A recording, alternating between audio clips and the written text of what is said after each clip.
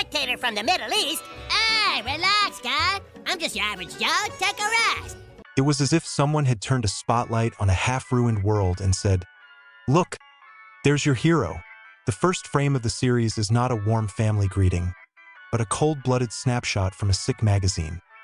Donald Trump lies in bed and laughs as if the whole country is laughing. South Park doesn't take things step by step. It takes a forgotten, acid-tinged photo from the closet and shows it to the whole city so that everyone can recognize themselves in the reflection. But not just recognize, the viewer must be frightened. For Trump here is not just a politician. He is simultaneously a clown, a preacher, and a brand, made up of slogans and old grudges. His laughter is a soundtrack that frightens more than any threat because it turns fear into a habit. We get to know the boys not as simple schoolchildren, but as witnesses of an era with not only smartphones in their pockets, but also moral crowbars.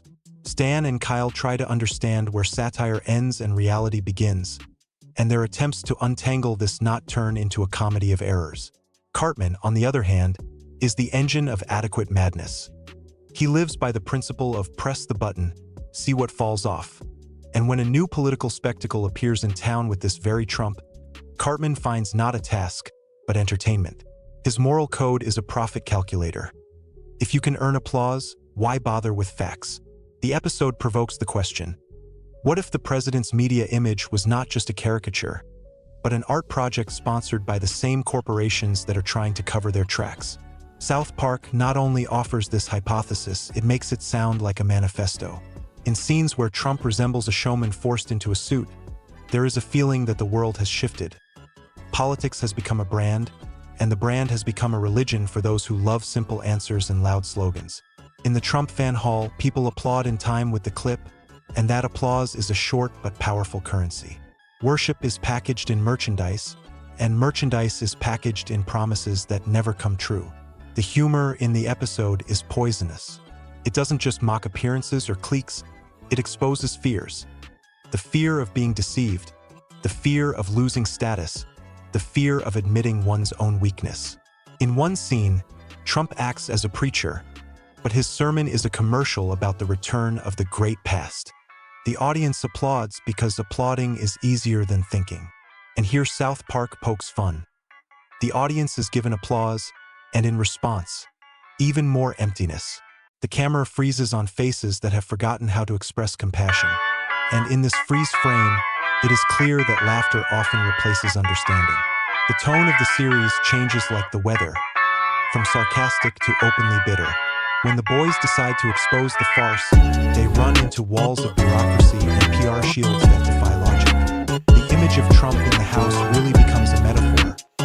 He is not so much a specific person as a set of mechanisms that revolve around power and attention. Between shots, there are inserts where journalists tear each other apart for an exclusive, and viewers record the show to later send a link to their friends with the caption, "Check this out. It's awesome." In these small rituals, signs of our era, a kind of innocent sadism is born. We enjoy other people's drama, only to forget it and move on to the next one.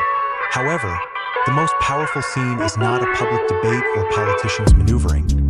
It is the moment in front of the mirror when one of the characters realizes his involvement. He sees not only Trump, but also his own shadow, ready to sign any contract just to avoid feeling empty. This is where the comedy turns into a diagnosis. The show tells us that we are accomplices in the spectacle. And if we ask directly, is Trump to blame? The answer will be uncomfortable.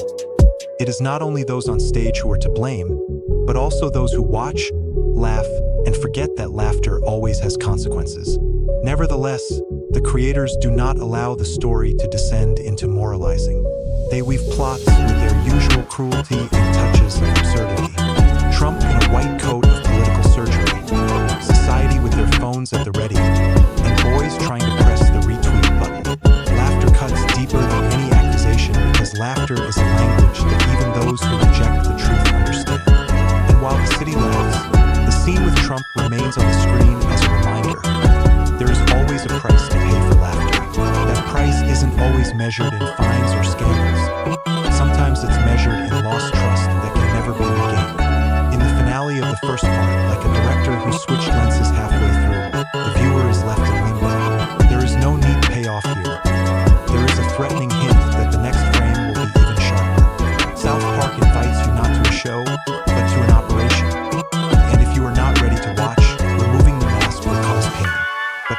as a tool for insight.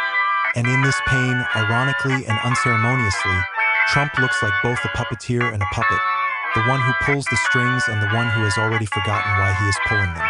The horror lies not in the fact that someone loud is pulling the strings, but in the fact that the majority is ready to believe in any convenient illusion. The second part begins with the same shot that has almost become a cliché. The applause fades into the background, and we hear only the crackling of microphones. Trump, as before, rolls his hands with a slight ironic smile. He knows that his image works because every movement is a premeditated hit. But this time, the show takes a new turn. It ceases to be just a stage and becomes a laboratory. The test subjects here are not rats, but people with hearts, emotions, and credit cards. We watch as a network forms around Trump. Bloggers, analysts, merch sellers, and old TV personalities who celebrate as if they have discovered oil. Their symphonies are retweets, likes, and emotional panic attacks that easily convert into views. South Park shows this mechanism with its beloved directness. People don't read speeches, they read summaries in tweet headers. They don't discuss consequences, they discuss memes. And in this attention economy, memes serve as a currency that can buy hundreds of seconds of fame and make millions of reasons forgotten. Cartman is once again the catalyst for chaos. He sees an opportunity growing around Trump. If he can make people argue louder, the ratings will go up. His plan is simple and cruel. Escalate the conflict to the point where normal dialogue becomes impossible. He creates a fake account, releases a video in which Trump allegedly confesses to something shameful, and the world reacts instantly. But the show does not allow for simple morality. Cartman is not a villain for the sake of malice. He is a mirror in which we can see how even a small thing can ignite a fire. Stan and Kyle, frozen between humor and horror, try to understand the line. Is it possible to expose manipulation without becoming a manipulator yourself?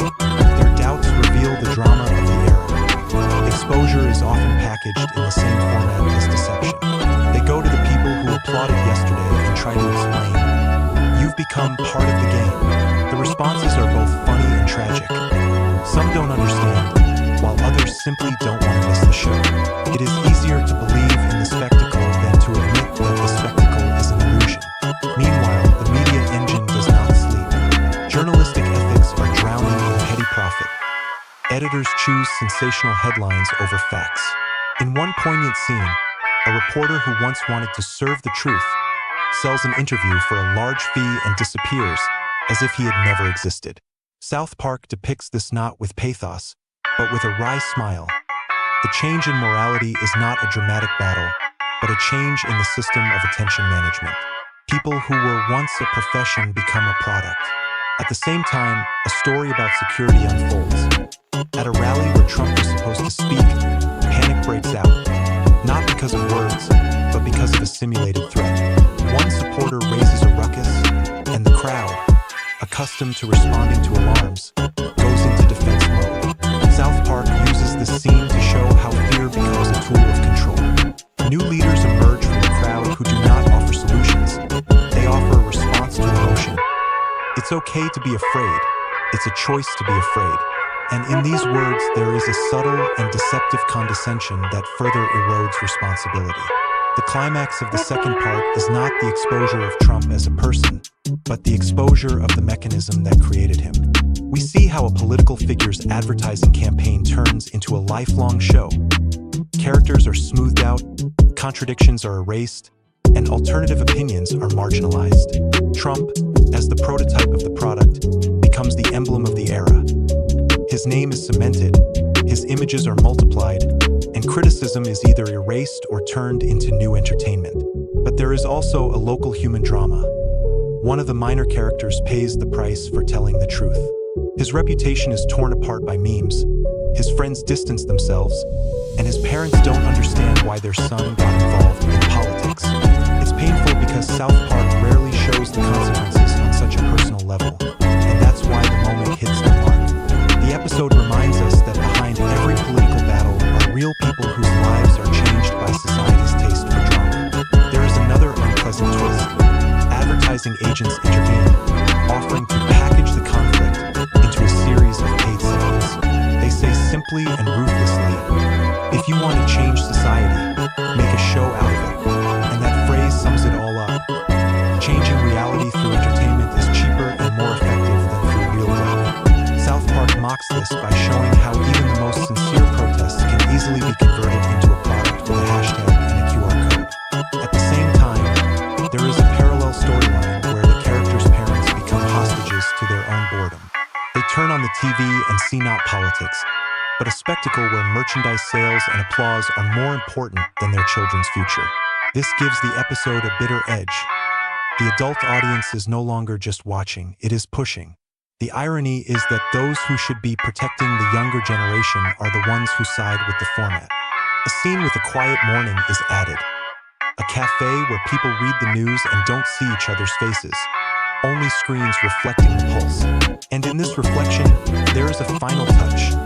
The younger brother of one of the characters posts a clip that was supposed to be an expose but becomes a new meme. And no one understands where the truth ends and the joke begins. The third part promises to go deeper, to tear the masks to shreds and ask who is really pulling the strings of the show. And Trump hasn't had his say yet. The third part unfolds like a final surgery. The exposed mechanisms are no longer hidden under the scenery. They lie on the table, and the audience with cameras stood in line to take a picture of the incident. Here, Trump ceases to be just a model. He becomes a test. What will public consciousness endure, and what compromises will it agree to for the sake of its own reality? In this part, the authors go beyond simple caricature. They show the consequences, depicting them with small strokes of everyday life. The scenes are detailed down to everyday gestures. Someone stops drinking coffee in the morning. Someone is forced to reformat conversations in the kitchen because topics that were previously discussed sincerely are now packaged in headlines. South Park acts as an antique dealer here, collecting fragments and showing that there are always cracks behind the glamour. At times, the series turns into a documentary. We hear interviews with people whose names will not make the headlines. A supermarket saleswoman, a bus driver, an old teacher who remembers a different kind of politics. Their stories are mirrors broken into tiny pieces. They don't describe Trump. They describe the feelings that remain after the show.